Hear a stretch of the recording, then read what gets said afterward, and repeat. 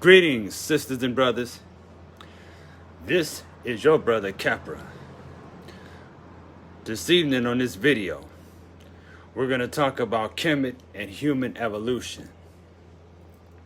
But first, before we get started, I'd like to give thanks and praise to my elders, teachers, and guides, both physical, non-physical, both living and on the other side. When we talk about Kemet and human evolution, I want to deal with the whole idea of a civilization that's built upon universal principles. When they firmly believed in the idea and practiced the science of correspondence. In other words, as above, so below. When we look at the arrangement of the stars of the Orion constellation. The Orion constellation is visible in the sky from November to February as it moves around the celestial equator. We see civilizations that have pyramids that line up with the main three stars of Orion's belt in Africa, Asia, and also America. And still, we either overlook these things or pass these things off as coincidence. These civilizations long predate the earliest developments of Europe. However, we are told that it was European civilization that brought the highest advancements to the world, and that it was their duty to go around the world to civilize the backward savages that inhabited. There are interesting details about these civilizations of ancient times. And we are going to explore these in the various mythologies, or should I say, scientific stories from these ancient cultures around the world. These stories around these traditions seem to speak on the movement of the constellations in the heavens. And each of these civilizations had a very advanced way of keeping time and the development of calendars and stories, astronomical, scientific stories, aka mythologies, that were methods of timekeeping. So there are many things that for whatever reason academia tends to still overlook, like the forging of the death mask of King Tut or Tutankhamun. Evidence shows that the way that this mask was shaped from pure gold could have only been through an electrical process. The question remains is how did the ancients develop such a high civilization, and how did they know how to comprehend the purpose of coming up with a writing system to utilize both the left and the right brain hemispheres, like the hieroglyphics, or what we call the meduneter, the words divine. The Greek philosopher known as Plato spoke about the world soul, and he describes the world soul as being spiritual in nature, and it would seem that they may have had knowledge that the planet itself was spherical and so forth. Yet we are led to believe that the understanding of our world and what they call the spherical planet is only 500 years old. The philosophy started by the ancient civilizations still hold a lot of weight today, but unfortunately, the works produced from these greats have been plagiarized and sometimes destroyed with various New Age gurus who understand the psychological influence that the symbolism may have had on the human mind, as well as meaning behind their deities. However, they may be skewed with a certain commercialized element to them. Now, since we live in this particular era, with a so-called modern society that have been derived of these things and of these teachings, there are many and more people spending thousands of dollars to go to seminars just to learn what the ancient ones already knew. Not only did the ancient ones appear to have known about this knowledge that would astonish the so-called modern world, but at some point could even have taken this knowledge to be sacred, as they knew the day would come that their descendants would either forget or take that knowledge for granted. And I would argue that the ancient ones had a very wide understanding of human nature, of human makeup, male and female, yin, yang, up, down. They understood how the universe functioned based on polarity. This led to their building civilizations brimming with solar temples, obelisks, pyramids, ziggurats, and other wonders of the world. And these have served as a reminder of our great potential, to remind us that we can only, or not only, have this again, but perhaps even go further. The ancient astronaut theory, as it's called, seems to suggest that these civilizations just sprung out of nowhere and collapsed overnight. The reason is because they want us to believe that aliens, other than our ancestors, built these civilizations and just left. But when you look deeper into the makeup of these civilizations, you'll find something that is not only very human, but also superhuman. In other words, these civilizations were so advanced that modern archaeologists speculate the possibility that they were not even built by humans at all, but by gods. But could this be another ploy of the ego of the Western man to deny the indigenous cultures of their ability to use their cognition to build these great civilizations? And it seems that the builders of these structures also had objects that worked as sundials. The question is, why were these civilizations so obsessed with time? Is it possible that they knew that their own civilizations was eventually doomed to decline, doomed to fall, only to be recycled again in time? And when they simply kept track of the occurrence of a world catastrophe that persists every so many thousands of years, maybe symbolic in the Buddhist teachings of the samsara, or the cycle of life, birth, death, and rebirth, and so forth. We see that the ancient cultures, and at least the indigenous fables around the world, suggest that individuals were taken through various rites of initiations, and this was more of an education to reach one's immortality, not only to be immortalized by society, but made up to be remembered as heroes for generations to come, by understanding the greatness and potential in mankind, male and female. These ancient ones understood that we could become greater, become immortalized through our ideas, and live on for generations, becoming better and better.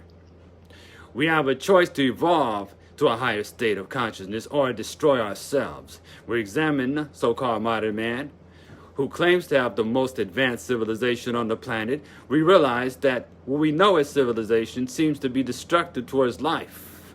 Western civilization pollutes the water, as well as the air, and those who have been influenced by it. It destroys the ecosystem and has led to various species of animals to extinction. So it appears that with all of our technology, along with its advancement, our ability to navigate the seas and travel through the clouds in our jets and airplanes, and even leave the Earth's atmosphere in space shuttles, as they would like to show us, our world remains ill. And it seems that we still refuse to heed the message of the ancients. In our arrogance, we continue to stumble upon the same mistakes over and over again. We think we're better than the ancient ones, and that's the problem. However, careful analysis will show that it may be the other way around. And even in our modern so-called civilizations, we have continued to repeat the cycle where we have sunk to the lowest of the low of debauchery and barbarism.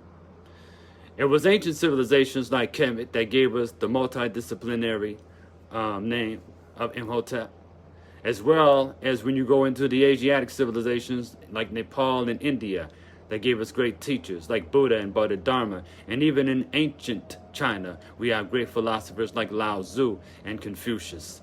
This doesn't begin to cover the tip of the iceberg of the number of great thinkers of ancient cultures around the world, but these are the pioneers of human wisdom that has shaped civilization, even though the time have been brought forth the corruption of their ideas and messages.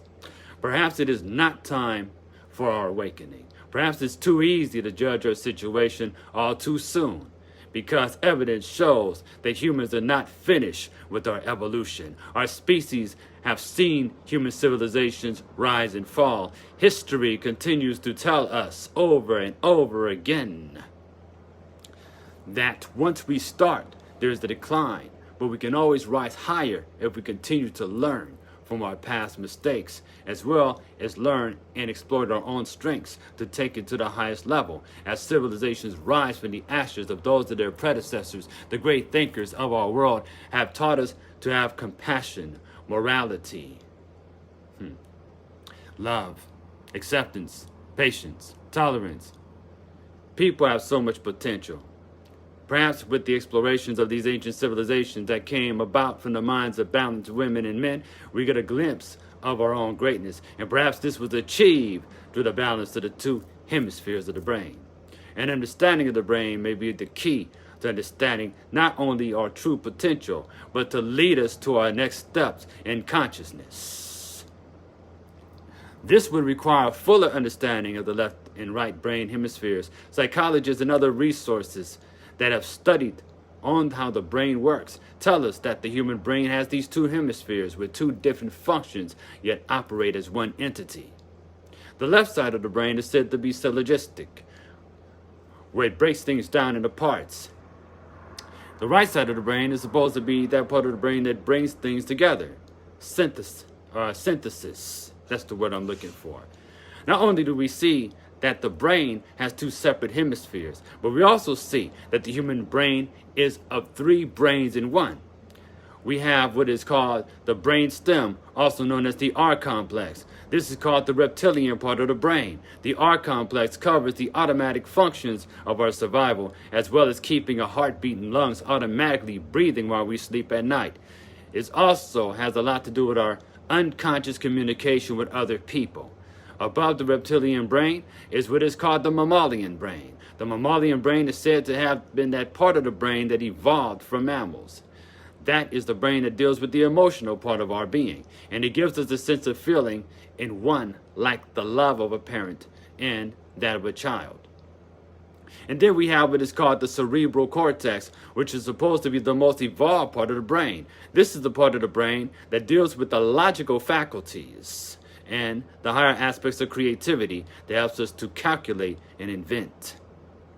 When a person goes through a constant trauma and stress, the faculties of the cerebral cortex in a mammalian brain begins to shut down and become dormant, leaving one to their basic survival instincts of the reptilian brain. So a lot of people that you see walking around, they're on reptilian status, thinking with the reptilian brain. Hence, one becomes a cold-blooded reptile.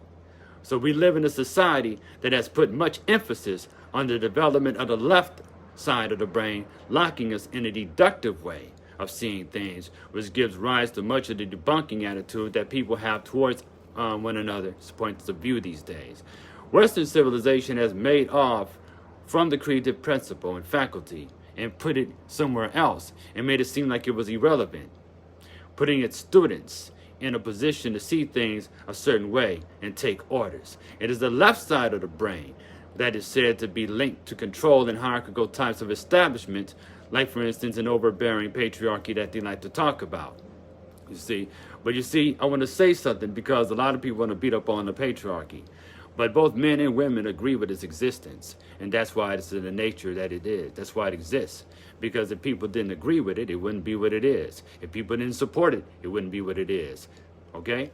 So there's always a trade-off. Whatever system that is in place that you say is wicked or whatever, it's a trade-off. Because the reason why it exists, a lot of people are still benefiting from the system because they're comfortable with that system, no matter what they say about that system. So we can see that this type of thinking is reflected in our modern society where everyone has a number. In fact, what we must do is we got to look and see where our wallets and our bank cards are at and look at our social security number, because this is what defines who we are these days. In this society, we're not our name, but instead we're a number. Systematically, we're not recognized by the names given to us by our parents. Our names are used to help us be identified on a social basis. In today's world, people are no longer recognized as an individual with their own unique paths. Instead, we're recognized by a number that functions much like a serial number given to us by the state. And without a number, you're not existent as an entity within the system. It takes you out of the organic state of being and puts you into the mechanical and synthetic state, the state. And it is this idea of being just a number that takes us away from the very nature of what is called human. So when we tap into that divine potential, we have the ability to influence the environment with our minds and our hearts. That's why the two things have to be connected. Because like I mentioned earlier and in other videos, the mind and the heart both send out signals which influence and affect things taking place in the environment. There are also theories that suggest that these ancient structures built by the ancestors and the ancient ones were built to harmonize with the planetary rotation and magnetic field. Because of the shift in the rotations of the planet and the change in the Earth's magnetic field, the Earth goes through climatic changes. These climatic changes affect our world and the people living on it. The plane in which we live is composed of what is called the electromagnetic field. This includes living and non-living things, animate and inanimate. As a matter of fact, nothing in this universe is completely inanimate. What happens, or what appears to be so, is also moving because molecules and atoms are in constant movement. Remember, the human body is held together with 14,000 pounds of pressure per square inch. It's astonishing that despite this, between each atom is 99% empty space. By observing this, we must conclude that what appears to be physical is not really as static or solid as we perceive it to be. In India, there's a concept called Maya, or illusion. Due to new discoveries and breakthroughs in what is called quantum physics, we are beginning to see that there is validity to this concept found in the ancient philosophy of the East and in ancient systems and societies found throughout the Americas and in Africa as well. The ancestors and ancient ones had a grip on what is just being discovered in quantum physics. And it is understood by mystics in many traditions that we live in a world of appearances, where things that appear to be solid are not actually solid at all. Things that appear to be sitting still are not actually sitting still. This brings me into the idea of the person being able to evolve. But what is it that brings forth this evolution? The word cosmic or cosmos means order, hence the cosmic person. The cosmic person is one of the important recurring concepts that we will notice when we explore the teachings of the ancient ones. The cosmic person is the archetype of the ideal person. The human being was the highest form in which consciousness could realize itself as being conscious. Those who studied ancient Kemet discovered that many of their best temples were built in dimensions that replicated the human body itself. The pharaohs were often depicted being in the image and likeness of gods. We also see that in the Dogon cosmology, where their society and villages were also built in the image of a person. When a person is fully realized, they're considered immortal, according to ancient Kemet, aka Egyptian teachings. And we can see the same ideas play out in many of today's religions. Like for instance, even in the Islamic faith, where its adherents are told to mimic the Prophet Muhammad because he was their example of what is called the cosmic man, as representing a cosmic example of divinity in person. In Christian teachings, one is to become Christ-like. In Buddhism, the individual is led to tap into what is called their Buddha nature. In other words, all beings have the potential to be enlightened. In these philosophies, salvation is a state of being. Many of the world's traditions, humanity can tap into what is considered mystical power. This power is either within the person or surrounding all of existence as a field, and it can be said that it pervades the entire universe. The Cometians call this energy the Shekhem. The people of India call it prana. The Chinese call it chi. In West Africa, it is ashe. The Polynesians call it mana, and so forth, along with the many teachings, where these are the bylaws on how to run society, maintain agriculture, as well as family structure, and keep track of the seasons, all recorded in their cosmology that is directly dealt with in their forms of divination. That's how in harmony they are, because they can literally throw bones on the ground, coins on the ground, or make tracks in the dirt and read these tracks and basically pretty much tell what's going to happen with the weather and even break down a person's personality and identity. So to be in alignment with this cosmic or divine entity or nature, humanity has come up with various religions, philosophies, and other behavior shaping institutions. The origin of the word religion comes from the Latin word religere, which means to be tied back or Re, and Legion, to go back to the collective, the Legion. Kind of like in the Sanatana Dharma or Hindu meaning of what we call yoga, meaning divine union. And when you look in ancient Kemet, they had this concept of Samai Tawi. Asar was the archetype of divinity in which humanity must mimic, developing the compassion as well as the intelligence to maintain a civilization which is identified with the cosmic person. It is believed that when a man fulfills their destiny, I'm saying man and woman, forgive me sisters, don't mean to leave you out. When we fulfill our destiny, we can dwell in the heavens, on the celestial planes, amongst our ancestors who have identified as the divinities. In other words, achieving higher states of awareness and advance in knowledge. Osir also represents the cycles of nature such as birth, life, death, and resurrection. This resurrection is the renewal and the regeneration of the products that feeds the inhabitants of a civilization. This was the salvation for the people, not too different from the Commission deity known as Ra, the sun. Hence, the ancient ones created initiatory rites to gradually develop men, women, and so forth to the various stages of realization, and therefore becoming an asset to society and civilization. It is also said that humanity, female and male, being the children of the Netaru or the gods, can speak and command creation itself.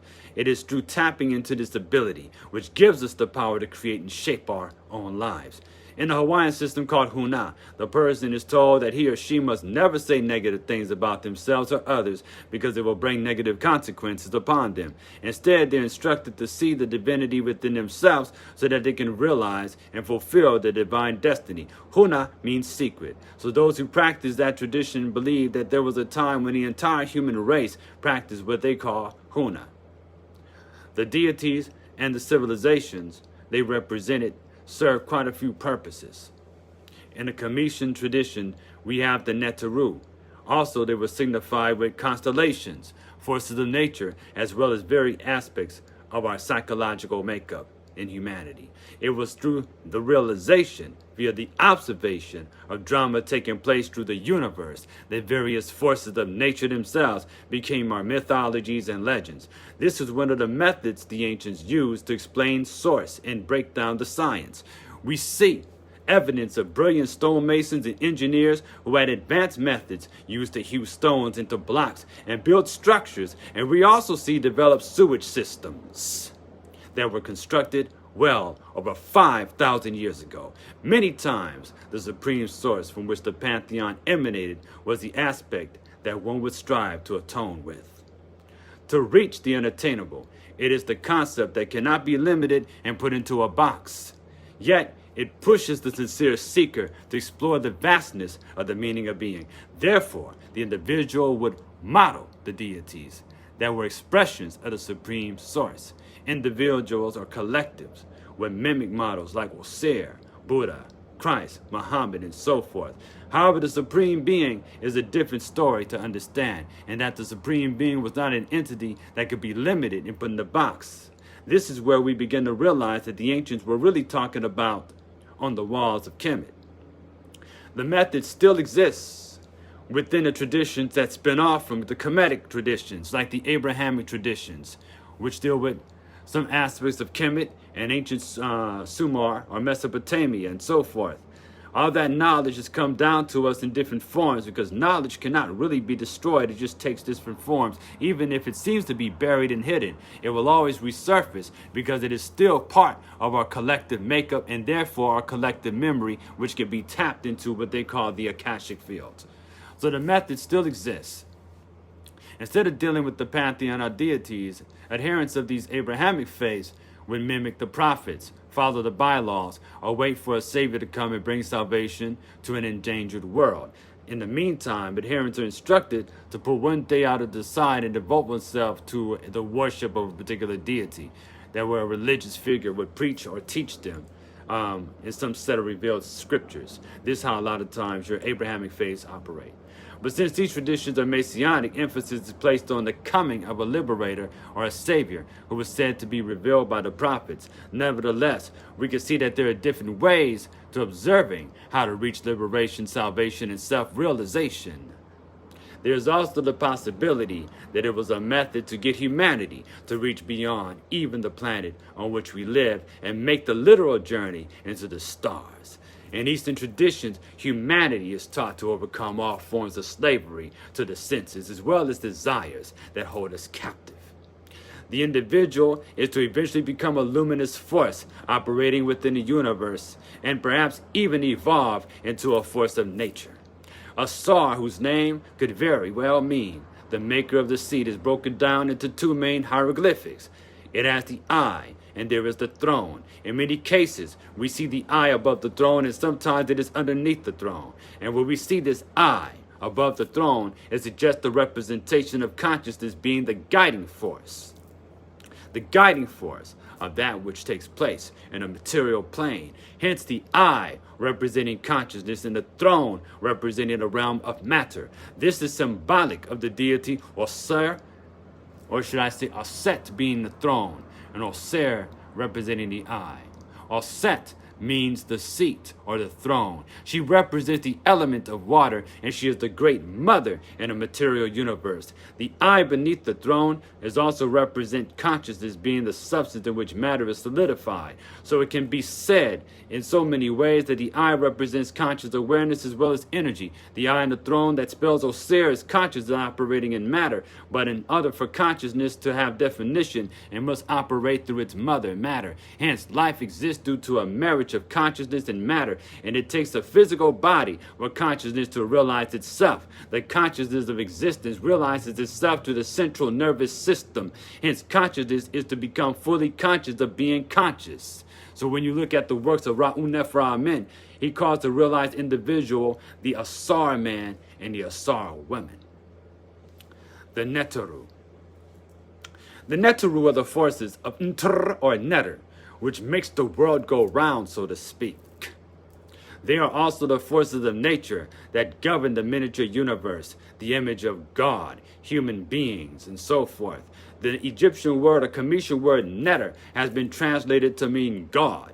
But when we examine the hieroglyphics arrangements of the letters of the Medu Neter in the form of glyphs, we get the water wave, the loaf of bread in the fish's mouth. All these symbols that make up the word suggest that energy signified as the water wave is solidified as the bread loaf, matter that has taken shape. Then we have the mouth, in which sound comes through and aids in shaping matter into form. When you speak, whatever you speak, you're causing a sound or a vibration to go out into the atmosphere and eventually take form. That's just why we have to be careful of the things in which we say and the things that we utter. We spell out neter or ntr just by the glyphs in the word neter, NTR. We get an idea of what it means. It gives us a clue that the ancient Cometians understood that sound shapes creation, and that the Neteru are forces of nature, and it was believed that if anyone could know the name of Neter, that person would have control over that force of nature. When we examine the words Neter and nature, we can see that they have the same set of consonants, which is NTR.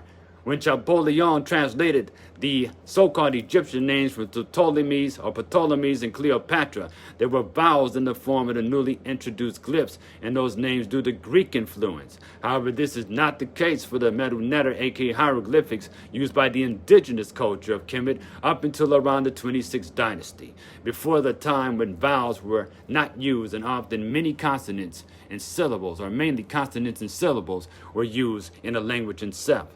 So we look at nature, N-A-T-U-R-E, and neter, N-E-T-E-R. The consider that nature comes from a Latin word. We can have a clue. The Romans also occupied Kemet or Egypt. So there's the possibility that nature is simply nter with the vowels inserted. Neter and nature are the same word. The Egyptologists also placed the letter E between the consonants, guessing that these words may have sounded like. But when we look at the deities in the ancient Cometians, in which they represented the forces of nature, the glyphs represent them as we see the shape of animals and inanimate objects. Many times the Neteru or the deities were depicted as humans with the heads of animals, representing the various aspects of nature as well as constellations. The determinant of the word netter is an axe. Some people say that it is a flag or a staff with a piece of cloth, but it would make sense to say that it was an axe. It resembles the battle axe used by the pharaoh and Ramses and so forth. But we read the signs and symbols of primordial man by Albert Churchward. We get the symbol of a double-headed axe representing duality and is said to be sacred to the ancient Cometian Neter Haru. We see that the double axe is sacred to Shango of the Yoruba tradition. The Orishas are to the Yoruba, what the Neteru are to the Egyptians or the Cometians. Shango is the Orisha of fire, thunder, lightning, and rain. Haru, however, his colors are also red and white, similar to Shango. He also represents kingship. In the ancient Cometian tradition, the highest aspect of Neter is called Nebuchadnezzar, Lord of the All. The undeniable aspect of the supreme source is called Neter Neteru or Interu. We must keep in mind that Neter is a concept that represents the shaper of the creation, and axe can be used for both constructive and destructive purposes. It is what emanates the nature that are the variations in which we see around us. Nature are the Neteru. They are shown in the pictograms on the walls of the Cometians. The Kemetic temples taking on human forms with the heads of animals. In various African traditions, it is believed that the deities have families. They have wives, husbands, and children. They eat just like us. They also have personalities. They live, die, and reborn. There's much evidence to support that many of the rituals and the methods and concepts of ancient Kemet can be found in the most surviving African traditions. African tradition has many aspects of these forces of nature similar to the concept of the Neteru, like the Orishas of the Yoruba people in West Africa. The Yoruba people of Nigeria believe that even though you can pray to the Supreme Being, Olodumare, there is no need to make offerings to the Supreme Being. Instead, offerings and rituals are done to Olodumare's emissaries called the Orishas. Despite this evidence, the Egyptologists or the Egyptologists continue to ignore the interior of Africa and focus on the Mediterranean or Mesopotamia. And I'm not saying that the Cometian legacy didn't spread out into these areas, but it seems very, very biased that they failed to look deeply into the interior of Africa. Now, there's a book called Exiled Egyptians in the Heart of Africa by a brother named Mustafa Gadala, who is an Egyptian who is investigating where the descendants of Egypt went. And he said that a lot of the descendants of Egypt, when Egypt collapsed or Kemet collapsed, went into Central Africa and West Africa as well. Remember, according to Dr. Ben, the Cometians say that our legacy begins at the foothills of the mountains of the moon over there by Mount Kilimanjaro, going down all the way into Uganda, and then you hop across the Nile River and you're in you go into the Congo and Zaire, Angola, and all that. Yes, it's connected. It's not as far away as people think it is. The Neteru are here to assist in the development of human potential. They are the forces of nature that we are to explore to assist on our journey and reach our destiny. Everything that you can think of is governed by a Neter from the Cometian point of view. The Neteru also had various priesthoods of specific deities. It is believed that by keeping these forces appeased, it would establish what is called Ma'at, which is truth, order, balance, justice, and harmony. The Neteru are pervasive throughout the mineral, vegetable, and animal kingdom. And it was believed that the Neteru represents the spirit of these various kingdoms. And therefore, since everything was believed to be governed by the Neteru, they would directly communicate with them. You can communicate with the spirit of what is part of... Pardon me, had a quick disturbance here. Technology. We give things in praise to Ptah. Anyway, where was I? We're talking about spirit, communicating with the various kingdoms of spirit. In other words, this could be the spirit of an animal, plant, or even an inanimate object.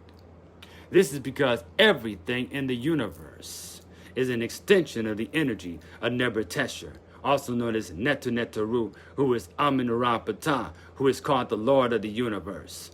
Today, many of the ruins of the ancient Kemetians have pictures of altars in which offerings of fruit and sometimes animals are made to appease these deities.